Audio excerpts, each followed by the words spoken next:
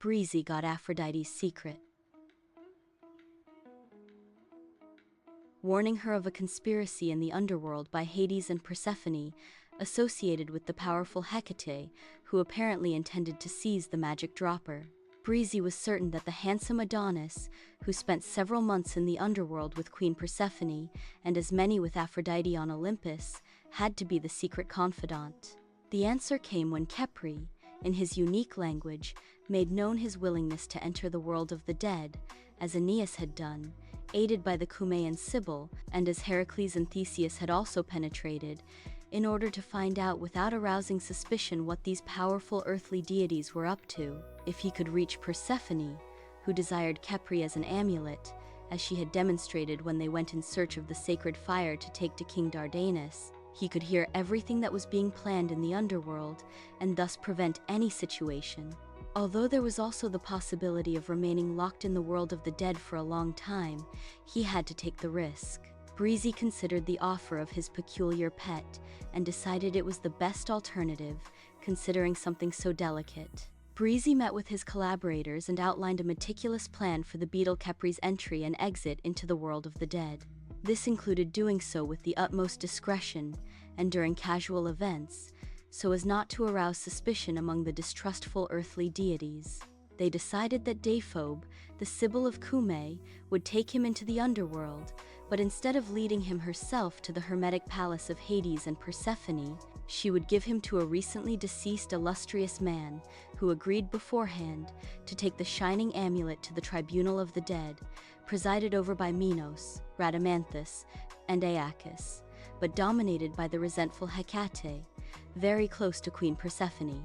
After receiving the amulet, the deceased would have to board Charon's boat, and if he discovered Khepry, he would take advantage of it to collect a toll for the valuable object.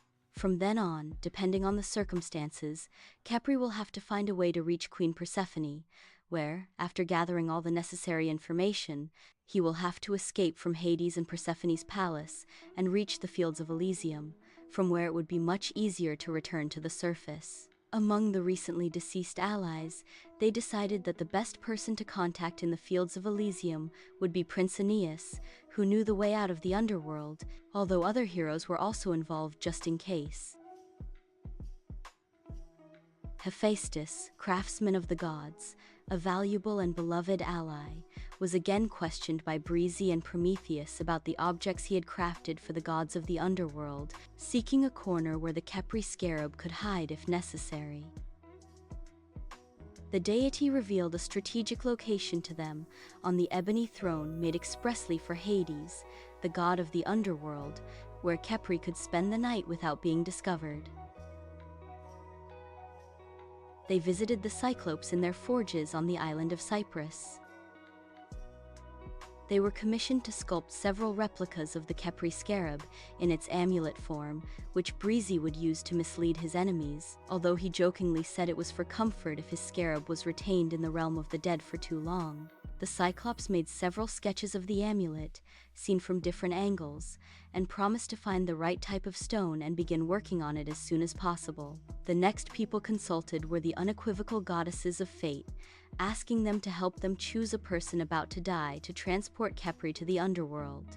This person had to have an illustrious past and was to inform Aeneas of the plan when they met in the Elysian Fields. Among the possible candidates, they decided on Alba Silvio, the elderly king of the city of Alba Longa. Breezy personally appeared before him on his deathbed to ask for the special favor. The very old but lucid king, remembering all Breezy had done for his lineage, including facilitating the transport of the sacred fire, was honored to be able to serve her and fulfill her request to the letter. Breezy and her pets remained for several days in Deiphobé's cave, waiting for one of the winds to bring news of King Alba Silvio's death. When the time came, Deiphobé, the Sibyl of Cumae, ventured into the jaws of the underworld with the scarab Khepry. Many months would pass before Breezy and the scarab Khepry would meet again. During all those months, Breezy frequented the Sibyl of Cumae in search of news about the reckless scarab, but not even Hermes himself, who entered and left the gloomy underworld, could provide any news about what was happening. With the arrival of spring, Queen Persephone left the world of the dead to spend a few months with her mother, Demeter. Breezy sought a way to meet the elusive queen, wearing around his neck one of the replicas of her amulet created by the Cyclops. This was done solely to disorient her in case the scarab was in her possession. Almost a year after Khepry the Beetle's departure to the world of the dead, during a visit by Breezy and Cyprus to Deiphobia, they received the pleasant surprise of Khepry's return. After the joyful reunion, the Cumaean Sibyl and the cat sat down to listen to Breezy begin to read aloud from the base of the unusual pet, Prince Khepry's Odyssey in the World of the Dead.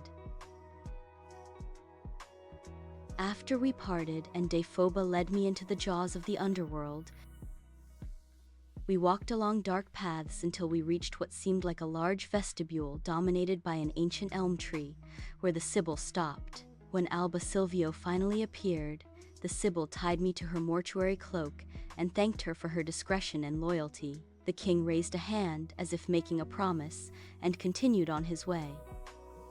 I could barely hear the diligent Sibyl bid me farewell with her best wishes for success in my difficult endeavor. With the ghost of Alba Silvio, I walked along dark paths until I reached the banks of the Acheron, toward which the shades of the deceased were moving. There, a multitude of souls awaited the arrival of Charon, son of Nyx, the goddess of the night and brother of the Fates. Finally, the solitary Charon appeared. He skillfully handled the pole with which he steered the battered boat. His bony and mysterious appearance was impressive at first glance, but it didn't frighten me. For his part, Alba Silvio, keeping his promise to the letter, didn't jump into the avalanche of desperate souls who reached out their hands to a selective Charon, demanding to cross to the other shore. The solitary deity scanned the group of souls and spotted me, then signaled with his bony fingers to the king, who continued to act clueless, to come closer to the shore. Ceremoniously, Charon turned the stern closer to where we were. He extended his bony hand to the king and gently arranged him in the boat. Without asking any permission, he unhooked me from his sober jacket and hooked me into his threadbare cloak, telling the king with a strange smile that with the amulet I was more than satisfied. From the privileged position he placed me in, I could see other souls who, upon boarding the boat, paid the appropriate contribution. Then we set off.